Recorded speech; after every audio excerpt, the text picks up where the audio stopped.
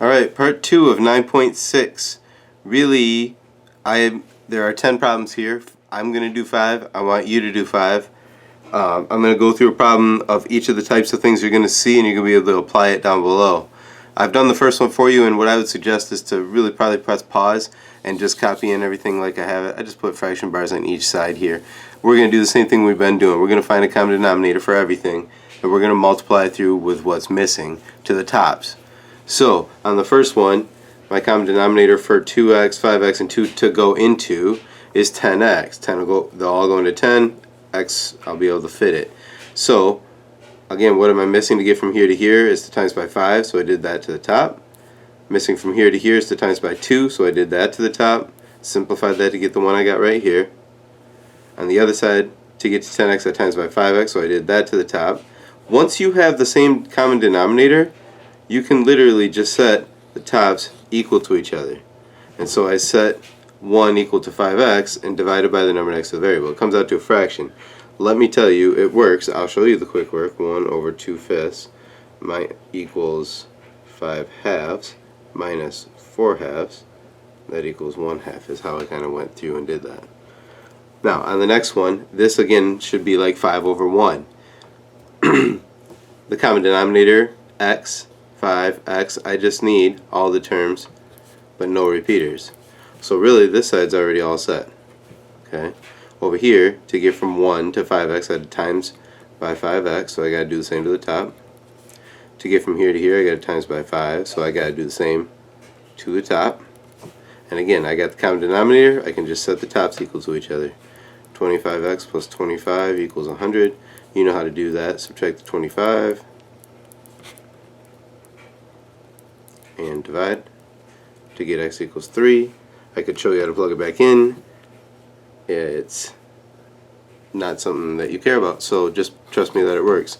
When I go to the next one, I've got a common denominator of 10, which again doesn't change anything on that side. On here, times by 2, so I times by 2 to get the top, times by 5, times by 5, and again I got a common denominator. I can just set the two terms equal to each other.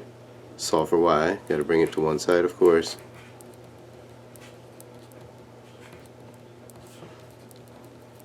And that worked when it was plugged in to check.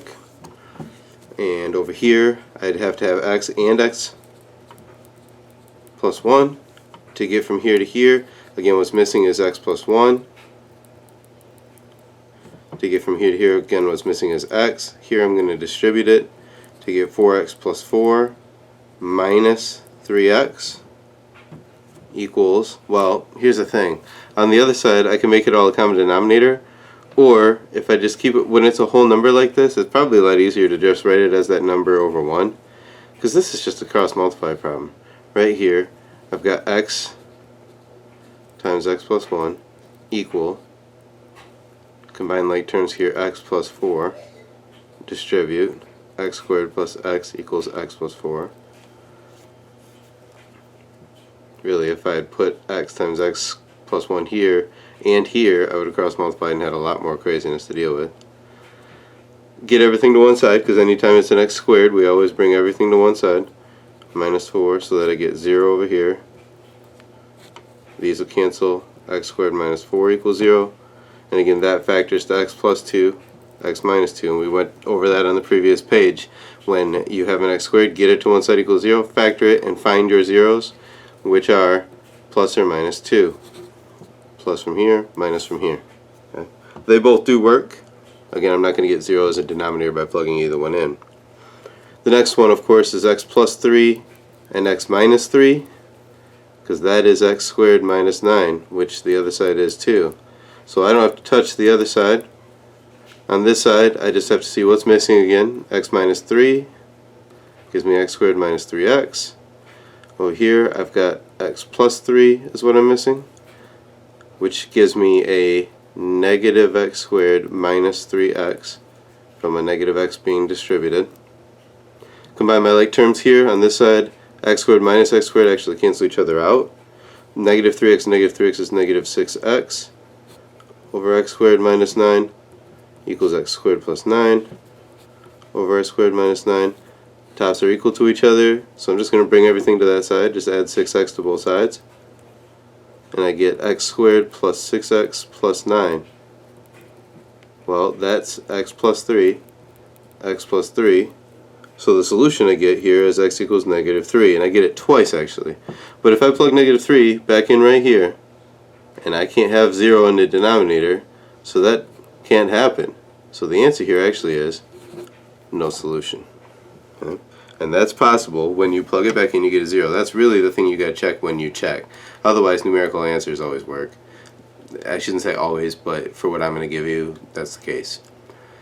Go on and try 10, 11, 12, 13, 14. Try through them. So press pause right now. Come back and check your answers. The first thing I'm going to do for all of these problems is just find a common denominator all the way across so that I know I can just put my tops equal to each other. Alright, press pause now.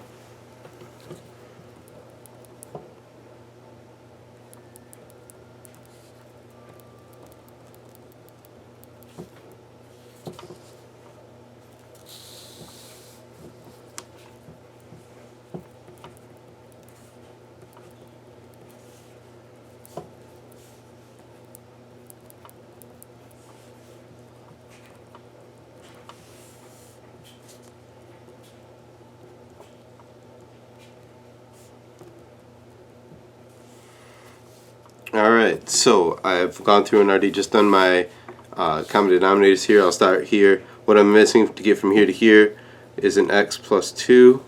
So I'm going to distribute that through and get 4x plus 8.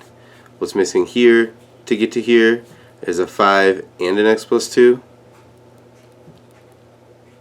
Well, 1 times 5 of course is 5, so I'm just going to distribute that and get plus 5x plus 10 equals, on the other side to get from here to here, I would times by 5x, and I get 15x. Now again, it looks like it's hard. It's really just multiplying, adding like terms, which I'm going to do now.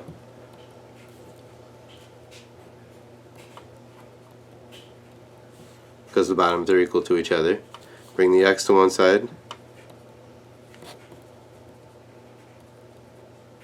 and divide to get 3. Look, it's not going to give me a 0 on the bottom. I'm good. Okay. Next problem, bring it down here a little bit, is y minus 5 is the common denominator, which of course makes this side okay. This is already all set, so the plus 2y at the end is going to work. But to get this, again, that's 4 over 1. We're always doing with those. So whatever the bottom, which is times y minus 5 to make it common, I got to do that to the top. Distribute it. Combine your like terms. Got the same denominator, and just do your math from there.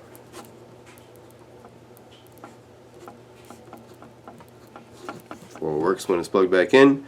This side is already all set with my 6. Over here I got it times by 2 to get here, so I got 4x minus times by 3, 3. Got my denominators equal, so I can set my numerators equal to each other and solve.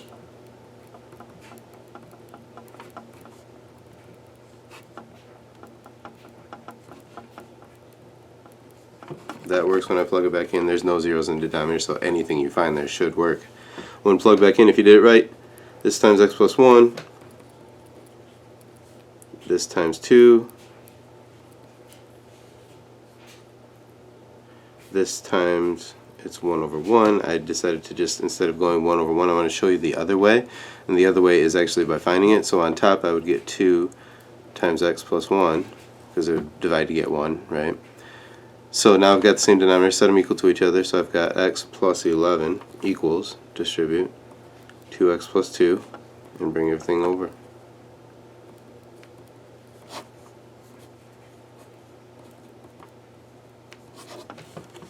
Works when it's plugged back in as well.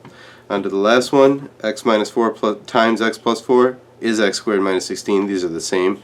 Let's just figure out the tops here. Of course, times x plus 4. Here, of course, times x minus 4. And of course, I'm doing this top and bottom, but the bottom's already signified there. So plus x minus 4. These two even cancel nicely for you. This one's all set. 2x equals 8. And that is not very hard to do. X equals 4. Except, again, if I plug it in right there, I'm going to get a 0 in the denominator, and that cannot exist. So that doesn't happen. And there is my solution, which is no solution. Alright, so your homework is 1 through 14. Okay? Or maybe I'll change that. Take a peek at the Google Classroom to see what the actual assignment is. But otherwise do 1 through 14 if you don't see otherwise. Have a good day.